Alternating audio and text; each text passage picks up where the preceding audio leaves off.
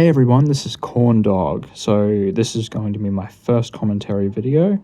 Today I'm going to be talking about the status of Darktide in 2025 and where I believe it's going to go. This includes things like lore implications, balancing changes that I believe will happen, new enemies potentially, new factions if we're lucky, maybe some discussions about Havoc, Ogren rework. Let's just check my notes here, see if that's everything. Oh yeah, that seems to be everything, yep. So let's get into it. So first off, starting strong here, Ogren rework is very likely to occur. I say this because Ogren is currently being left behind in a lot of things, and Fat Shark does seem to be taking some initiative in trying to rework Ogren. Now, last year's Ogren changes were negatively received, largely. Most people didn't like them, in my experience. So, I don't believe that they should be walked back explicitly, but I do believe that an Ogren tree rework is coming, because Fat Shark has previously stated that they're committing to changing up enemy balance quite substantially in the future. In the patch notes for Ogren protocols, I believe, specifically.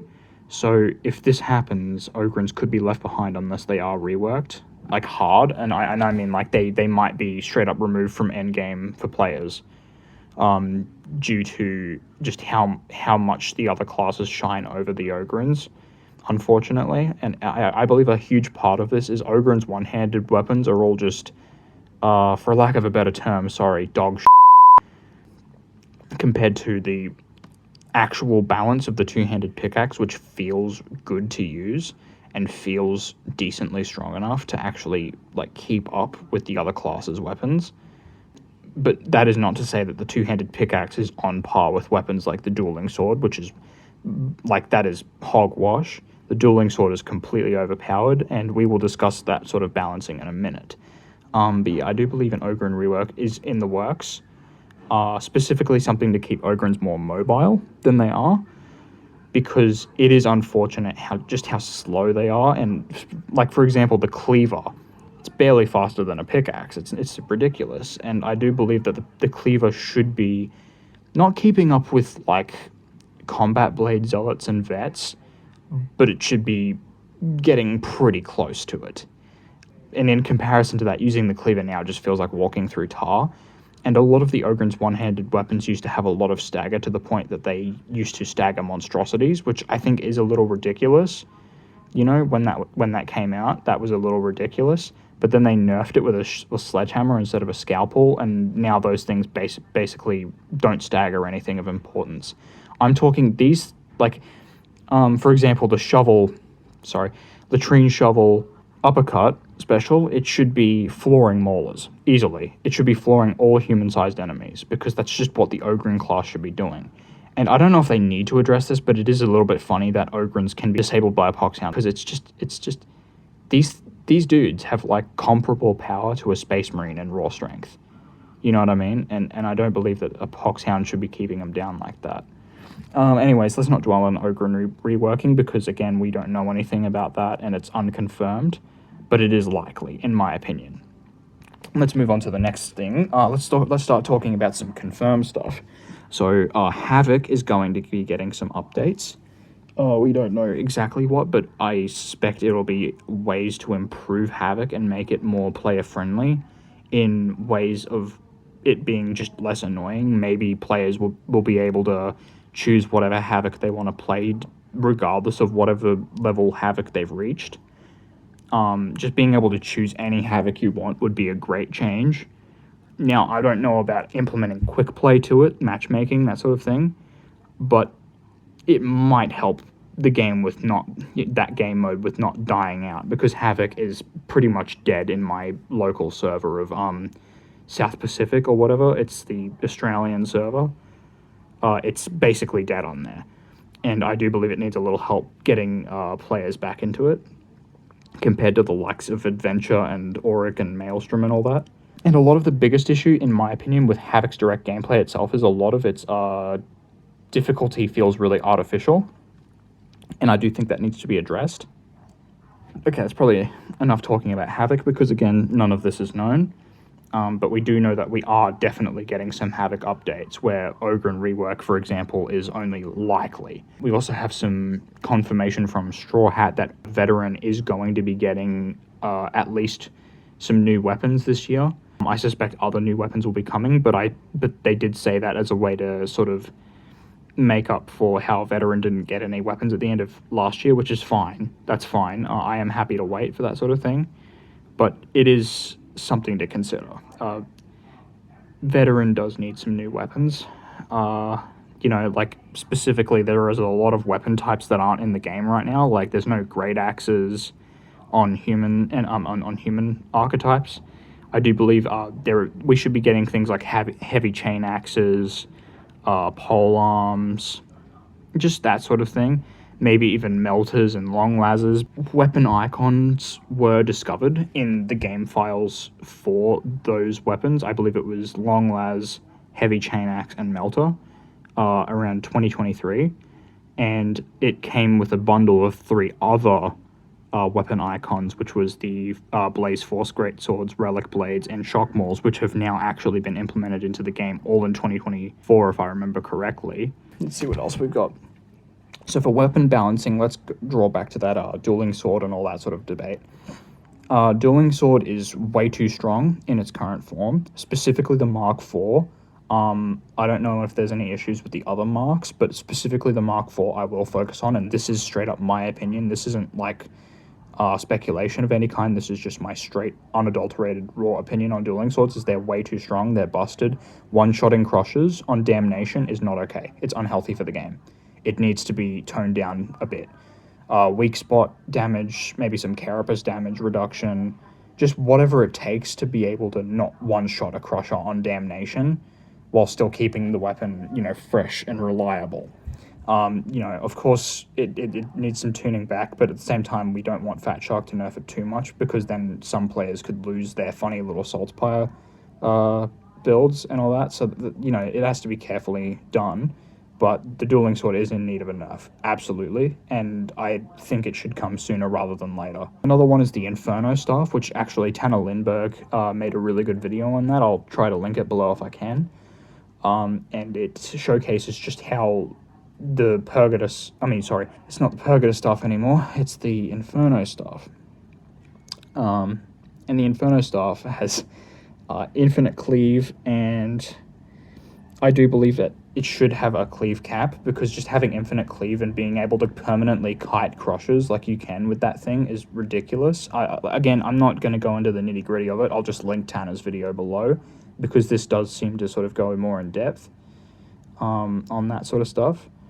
There's also the Plasma Gun, for example. Plasma Gun has a little bit too much cleave on its uncharged attacks, and in my opinion, its uncharged attacks shouldn't be able to penetrate bulwark shields and damage them on the other side. I believe that you should be forced to use a fully charged attack to do that, because I believe this would keep the core of what makes the Plasma Gun fun, while nerfing it into a point of where it's actually balanced, instead of just like a sort of a veteran crush weapon like it is now. That's probably enough of like that. That's like the main stuff that sort of comes to mind when it comes to being overpowered, but there are other examples probably. I also have this list here. So let's see. These are weapons that I feel are underperforming. So Vigilant Autoguns, I really feel like they need something to distinguish them from infantry autoguns and braced autoguns other than their blessings, because Vigilant Autoguns just sort of feel like a slog to use on anything other than veteran. And I do believe that maybe, like, for example, they should be able to penetrate carapace like the Ogryn's Heavy Stop is able to do, because I do believe that would add a new sort of play style to Zealot that would be similar to that Heavy Stubber, and allow Zealots to choose something for anti-carapace damage that isn't just a bolt weapon or a revolver, etc. And especially the Power Maul. The Power Maul is absolutely abysmal. It needs to be, brought up. And that self-stun, I don't believe that an Ogryn one-handed weapons, simply put, should not have self-stun. They should not be slowed by any means at all. Ogryn one-handed weapons should keep a consistently, decent, like decent pace, because the whole point of a one-handed weapon is to be able to quickly engage and then disengage an enemy. Run in, hit them, and then run away. That's the whole point of a one-handed weapon, you know what I mean? And also there's combat shotguns. I do believe, like, I think that the combat shotguns, in terms of, like, time to kill and raw power, are fine, but having a smaller ammo pool than a bolter on top of being weaker than it in actual raw power is ridiculous. The combat shotgun should be an alternative to bolter that equips faster and has more ammo in order to make it more versatile. But at the moment, only the time to equip is faster, and I don't believe that's okay. Like honestly, combat shotguns should definitely have a bigger ammo pool and equip faster, whilst in the current reality, only the latter is true. And I think that is a clear balancing blemish. That's not okay. Oh, and one that I'm very passionate about. Here we are, finally getting into the nitty-gritty. Infantry las guns. Infantry las guns absolutely need to be buffed. They have way too much recoil. The Mark 9 infantry las gun, previously known as the MG12, has blatantly lower DPS compared to its other marks in that same weapon family.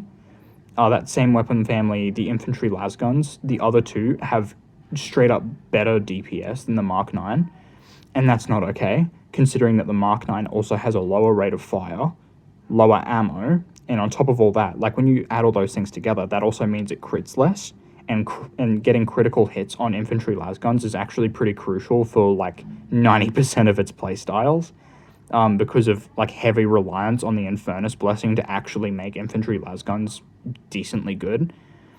And on top of all that, like, I do reiterate that its recoil is a little too high. It feels like you're shooting a self-loading rifle instead of a laser gun. Now, I do recognize that lasers they keep the momentum necessary to actually produce recoil, like minuscule recoil. So just say that laser guns shouldn't have any recoil is a little, like, whatever. But I do believe that the recoil is too high on the infantry las guns. That's all. That's about it for my balancing discussion for now. Maybe I'll go more in depth into this in another video later on, but that's not important. Let's check my notes here. Okay, so there's also some lore implications, especially after this Grim Protocols update with the new mission, Dark Communion. This does open a gateway for new demon enemies, such as Plague Bearers. JoPlaysGames also did a really good breakdown on why she believed that a Great Unclean One was being summoned, which also went into Ermal potentially being Dark Mechanicum Tech Priest, which is a really interesting video. I'll link that down below as well. Where else is that? Oh yeah, enemy psychers, which we actually did see at the end of Dark Communion. There was enemy psychers that were producing those huge force fields that we had to kill them to break down, which was really interesting to see. There's also, of course, the age-old rumors of gene stealers in Darktide, but those have been all but disproven until now, so I won't really get much into that. Okay, that's the first page of these notes finished. Okay, so, oh yeah, there's another suggestion. If we're getting new enemies, we should also get a new class because of the 5th character slot. And I believe that the most likely candidate is an AdMech archetype of some kind. And I believe that this will be a mixture of probably ranged, summoner, and support. And of course, like, there'd be some weapon types that would be exclusive to AdMech. Of course, like transonic blades, arc rifles. I'm not sure if radium rifles or phosphor weapons would be specifically exclusive to AdMech due to that one Vox transmission that we do not talk about, the good old plasma rifle. But there is a chance that, like, veterans could get their hands on those 2 specific weapons as well due to that. But at the same time, I don't know if I'd like that. I think it would be just best to keep them exclusive to AdMech, for the sake of, like, being thematic. But yeah, like, back to the lore implications, this Grim Protocols whole thing is starting to indicate a huge rift between Wolfer and the Admonition cultists. And I do believe that they are probably going to off him soon and replace him with a new captain, or maybe even a colonel or a major to lead in his place. Because as I've previously said on forums, it doesn't make any sense for a captain to be leading a regiment, because that's a colonel's job. I'll tell you right now, like this makes no sense.